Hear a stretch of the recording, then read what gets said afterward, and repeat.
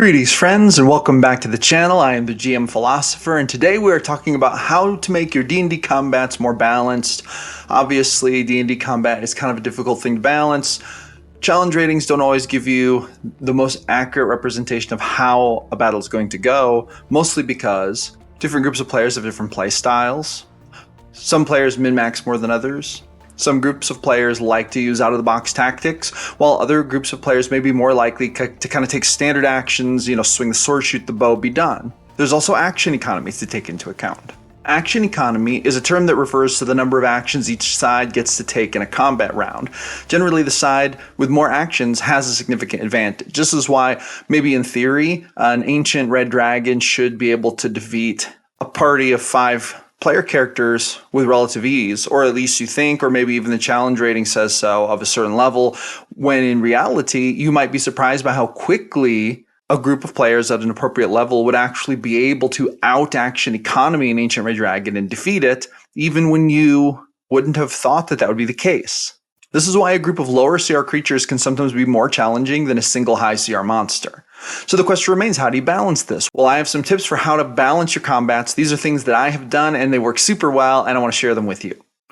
My first tip is to pay attention to how player combats tend to go when the group is facing smaller enemies before bigger boss fights. Sometimes I'll send monsters or creatures that I know the party is going to pretty easily defeat during a typical adventure, and I know they'll probably defeat it in relatively short order. This is not a bad thing. It helps the players feel good about the encounter, it helps them feel good about their player combats, and it helps them to feel effective, which they are effective because they're awesome players, and they're playing awesome characters, and player characters are exceptional, and they should feel special and exceptional. With that being said, there's also a secret technique behind this. I want to calculate how much damage they're dishing out every turn. I want to calculate how difficult it is for creatures to land hits on them. I want to experiment with like armor class and HP and attack rolls and damage rolls against the party so that I can kind of start to build data for how to build a more balanced boss fight with higher stakes on the road. This actually helps me to gather quite a bit of data. In fact, I may spend 2, 3, 4, 5 sessions throwing small fights at the party while I'm compiling that data. And this really helps to inform me about what will be needed in the big boss fight to make it more balanced. Will I need to add more minions? What level should they be? How many hit points should they have? What should their attack rolls be? How about the big bad? Is there any way that I'll need to fudge those numbers to make it work better? These smaller fights that occur before the bigger fights can really help me to get a sense of that data.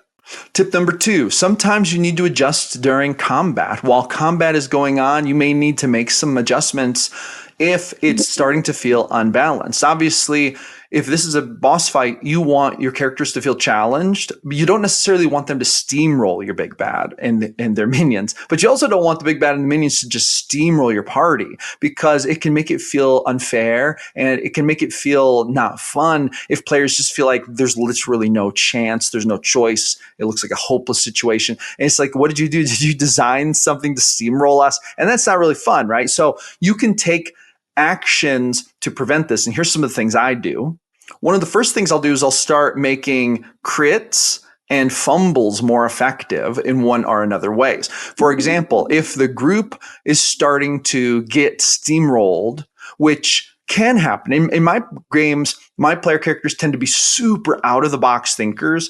And then I have a couple players who are hard min-maxers, and they will do wild stuff, cool stuff, and really, like, it's actually difficult for me to design encounters if I'm trying to be balanced at all that they don't just obliterate. So usually what I have to do is fudge it on the side of the encounters, like the boss, the minions, etc. And sometimes what I'll do is I'll start to make it so that it just takes a little longer to take the minions down. For example, I might give them a few extra hit points, make them last 1 or 2 rounds longer. I may even adjust the damage a little bit, add an extra +1 or +2 to their damage output. This often isn't super noticeable, but it can give little bitty edges to your enemies to make them just feel a little bit more serious and like a little bit more of a threat. With that being said, what I'm usually way more concerned about is the enemies steamrolling the players. And so there's a lot more techniques I use to deal with that. For example, I might make it so that when enemies fumble, they start to get punished for it in the form of player characters getting extra attacks on them. This is usually one of the first things I do, and this really gives the players a lot more action economy and helps them to dish out more damage, and it can help to turn the tide of the battle usually. And that's usually the first thing I do. If that doesn't work, then what I might do is I might work in a little something where one of the enemy minions or something starts to look like they might be able to be flipped. So I might have, like, for example, let's say they're fighting a band of orcs and it's like one orc over there, he's looking a little weird. Roll me a perception check real quick. And they roll it. Actually be insight. On this side, make an insight check. Roll an insight check for me quick. It's like, that orc, he's not looking super happy about this. He's looking around. He looks afraid. He keeps glancing at his boss like he's just not feeling it. You have a little bit of a feeling that if you spoke to him, maybe you might be able to get him to, I don't know, maybe leave the fight or flip to your side or something. Like, he's just really acting sketchy, right? So you might be able to even get one of the minions to flip sides. This changes things up. This adds a whole nother body to the player character side, and it throws an element of surprise attack in. And what this can do is it can really change the pace of the fight. So this is a good way, for example, where if you need like a domino effect, if one flips, you can roll to see if others are going to flip as well. And if the fight was really looking like a steamroll to the players, you can really make it so that actually the one who is diplomatic and talks to the orc and gets him to switch sides, he might be the one who saves the day because he gets these orcs to switch sides or whatever, right? So this is another thing that I do sometimes, and various different forms of that. And this takes me to my third tip. Avoid mismatched slugfests. And here's what I mean. I think one of the worst imbalanced combat scenarios happens when your bad guys are too strong, but it's going to take a long time to grind down to a player steamroll. This is the worst because you want the combat to kind of go fast paced and hard, but you want the player characters to matter. But if you let a steamroll just drag out to where the bad guy is going to win, and it didn't really seem like the players had much of a shot, it's going to feel even worse than a fast defeat. Like, I'm not saying that the player characters should always win. However, you do want to give them a fighting chance, and you do want it to feel balanced at least. You want it to feel like they had a shot. Whereas if they're going to have a 2-hour combat in the middle of your game, only to leave the players feeling like they never had a chance, that's going to feel super bad. And you don't want to do that to your characters, obviously. So what I do for this is, if I notice that we're probably getting to that point, I'll start looking for game-changing attacks or combat-changing attacks. What I mean by that is, if a player rolls a crit or does something especially cool, I might actually knock way more health points off the monster than I was originally planned to, or that were supposed to be, to honor that player's cool thing that they did and to give the group an advantage. I might even have it maim the monster. So for example, if I have a monster with 2 claws and it is just shredding the party and there's nothing they can do about it, and I realize, this thing was probably a little too powerful, this is feeling a little unbalanced actually, this is probably going to verge on not feeling fun for them. Then what I might do is, if one of them rolls a good crit, I'm going to you catch it in the arm and you slice its hand right off. So maybe they'll literally maim the monster to where it only gets half of its attacks now, right? And maybe, I've done this many times. My players always try to set things on fire. Like, they always try to set them on fire. They'll make Molotov cocktails. They will shoot fire spells. They'll try to light a fire with their tinderbox. They will do all kinds of crazy shenanigans with fire, generally speaking. It's one of their go-to ways to try to deal more damage faster. And I will just give it more of an opportunity to do damage. So it's like, let's say I have a big bad creature and it's starting to just beat the players up real bad, and one of them hits it with a Molotov cocktail. Okay.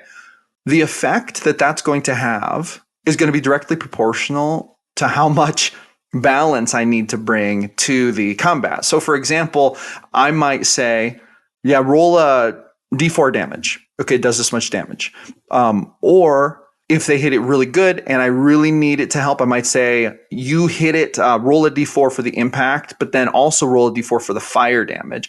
And sometimes I'll make the fire persist. I'll be like, let's see if the fire catches, and I'll roll. I'll think to myself, I need an easy DC, and I'll roll, and it's like, oh, there we go. The thing has caught fire. Now, every turn you roll 2d4s fire damage, right? So this is something every turn now the creature's taking 2d4s more damage. But sometimes if it's looking really bad, I'll even compound it a little bit, right? So I might say, you roll 2d4s the first turn, but the next turn it'll be 3, the next turn it'll be 4. As it turns out, this monster is very flammable. It's just lighting up everywhere. You realize it's starting to be completely engulfed by flame. So this gives the players way more damage. It maybe even hurts the creature's ability to see, hurts their ability to fight, these types of things. So I want to try to reward player creativity. And that's really what it comes down to. What is the best way that you can reward player creativity, player decisions, player attacks to make the combat more balanced? You can also do things like bring in reinforcements. You can, have the gods come in and smite the creature and all. But at the end of the day, I really think that the number one rule to remember for balancing encounters, and this is the number one thing, is that you want to give the players as much credit for that as possible. So that's why I would prefer to do things like let the crits be better, or punish the monster for fumbling by giving the players extra attacks, or treating really cool and maybe weird and zany attacks with a lot more seriousness and letting them do more damage. This also encourages creativity amongst your players and really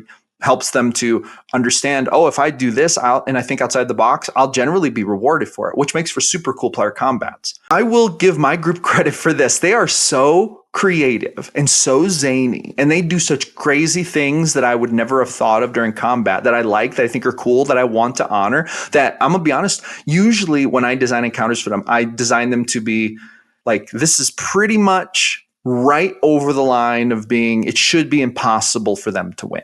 If that's how I gauge it and that's how I feel it out, generally that will make for a very balanced combat for my players, because they're going to do some wild stuff and they're going to probably dish out a lot more pain than I ever thought they were going to, with some out of the box thinking and just wild stuff.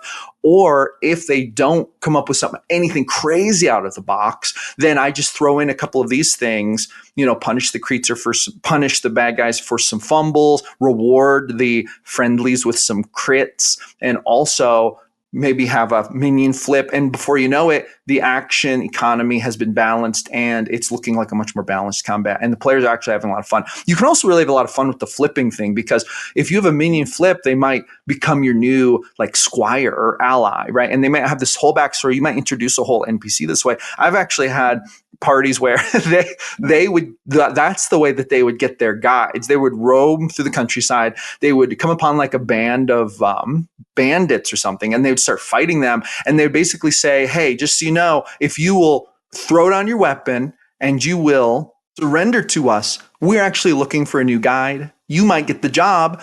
You'll live, you'll get paid, you'll get food. But if you keep fighting, it's no quarter, buddy. You're all going down. And so then as the fight got worse and worse, some of the enemies would throw down their weapons to surrender. And this was kind of a fun thing. And then they would get guides, and they always had like disposable guides. Like the guides would die within one or two more adventures, because they would like send them out first. And so it was kind of a fun thing. But anyway, so there you go. That's how I balance combats and how I kind of think about it. And I hope that you found this helpful. Let me know in the comments how you balance your combats and how you make combats feel balanced for your players and make action economy work, and how you handle challenge ratings, whatever. Thank you so much for watching. Give me a thumbs up and a subscribe. I'm here every single day making content about my favorite game, the best game in the world, D&D. So thank you so much for watching. Get out there and play some D&D this week and weekend and have a great time. If you're not playing games, start one, because it's awesome and everyone should do it. All right, that's going to be it for this one. I'll see you on the next one.